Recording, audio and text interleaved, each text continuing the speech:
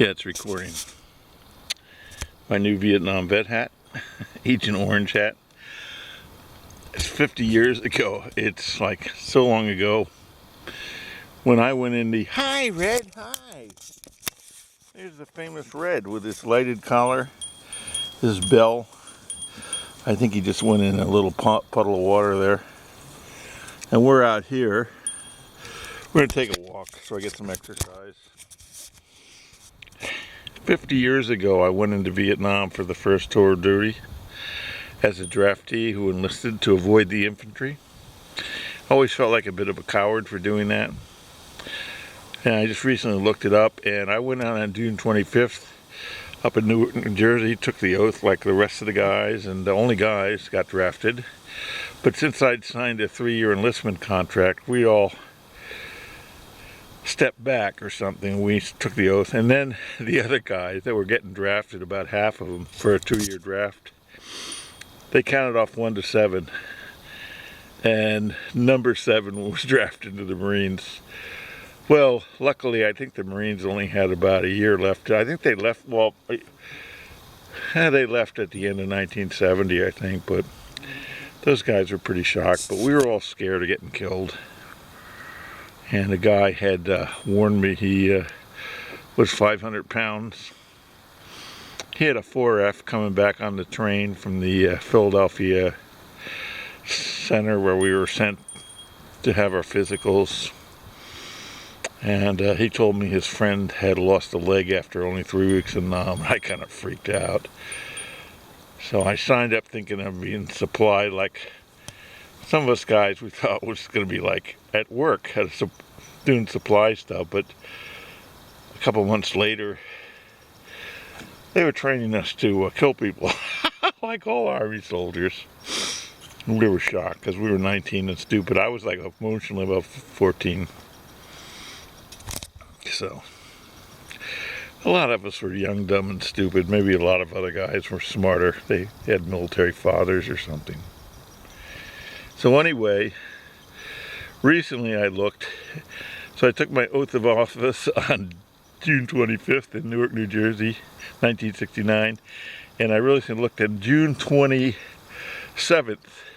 1969. Time magazine published its kind of famous weekly news magazine, and on it had the pictures of 243 guys, I think, men, young men, mostly draftees or enlistees, who had died in Vietnam in that 1 week. Wow. So no wonder I was scared. And those guys died, you know. I always felt dying, okay, you're dead, you know, mortar lands on, you know. But wow, all the people that came back with limbs and hurt. Ooh. And then of course I did end up serving on a part of a guard tower team on the Long Valley at a supply depot, so I was kind of scared and alone for only 4 hours every night with a machine gun. But you know, we didn't have any casualties and they didn't attack our base. But the South Koreans, there were 50,000 South Koreans out there along my valley in Vietnam, because the South Koreans were one of our allies, and they were out there kicking butt, and they were shooting mortars off. They were up, they had not mortars, they had well, they had artillery up on the hills around us, and they had patrols going out, infantry patrols, so they kept us safe, I think. Plus we were a helicopter parts depot, just parts, no helicopters.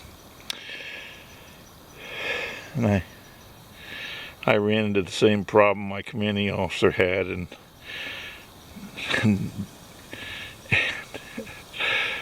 General David Petraeus had. I had sex with the wrong person illegally.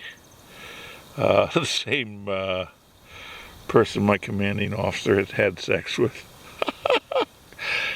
Encouraged by the other guys, and I got caught and got demoted instead of promoted, and I came back feeling like a failure. So it wasn't too long I asked for orders to go back to Nam, because I was young and I think I wanted to be a warrior or somebody. I don't know. I have no idea. I'm an old man now. I don't even know why Out of 200 million sperm that came out of my father's penis that night, why did I make it to the egg and the others didn't? I don't know. I can't tell you. You have to get into religion or something to figure out what's the meaning of life. I don't know.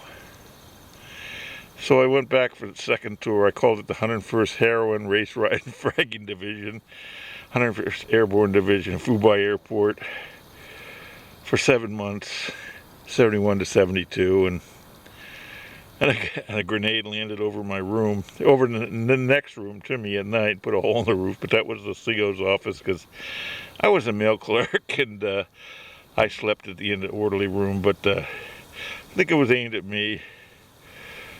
Yeah, I don't think so, but everybody was angry. And 7 months later, in 1972, we all packed up all the helicopters. Well, not the helicopter. We drove all the trucks. They were fixing helicopters at our unit at the Fubai Airport in Fubai, Vietnam, and they were repairing them. I don't know why I got to tell you this, because I don't think anybody's listening or cares, gives a shit. I don't know. It's 50 years ago. Who cares? Who cares?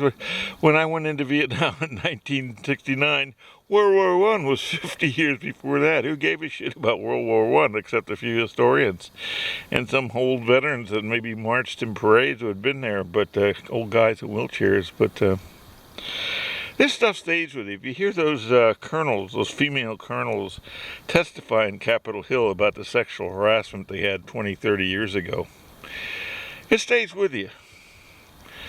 You know, I was sexually manipulated by my mother and my father, but they didn't touch my penis. I can't believe I'm putting this. It's what is it, 2019, I guess you could.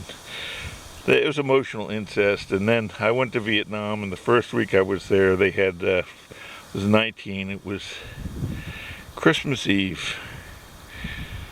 And I was 19, and they had about 40 whores get out of 2 trucks in our compound, and everybody was drunk or using drugs or something, except for me and a few others, I guess. And they're demanding 500 piastres, which is about $1.50 or something, or $5 in military payment certificates or anything. They would take anything. But I dressed in my combat boots and stuff, and got my weapon, my M14. It was locked and loaded, but the safety was on. And I hid in my bunk, and everybody knew I was scared. And we didn't have an attack that night, and I was never up to it. I was always the biggest pussy on the block in my neighborhood. Of all the guys, I was probably the biggest pussy, and I was one of the few that went to Vietnam because everybody else ran off, and they didn't hide in college. They wanted to go to college. I mean, you could say they were hiding there, but of course, who wanted to go and get killed in Vietnam anyway? Our famous president didn't. And that's okay, and neither did most of the men in America in my age group, the greater majority, you know, went on with their careers. They went to college, they went to law school. I mean, come on, who wanted to die in Vietnam? The war was over. There's a good article in the New York Times written by pretty well-known veteran, and it's titled The Vietnam War Was Lost, but I still felt like I had to go, and I guess that's true of myself. Some people feel attracted to war. I wasn't really a person who wanted to kill anybody. I felt like it was my duty, like my parents were both service people in World War II, and I'm kind of a dumb, stupid son of a bitch. And with that, my beautiful dog is over there waiting for me. He says, "Shut the fuck up, Roger, and let's get out of here and go walking." I'm 69.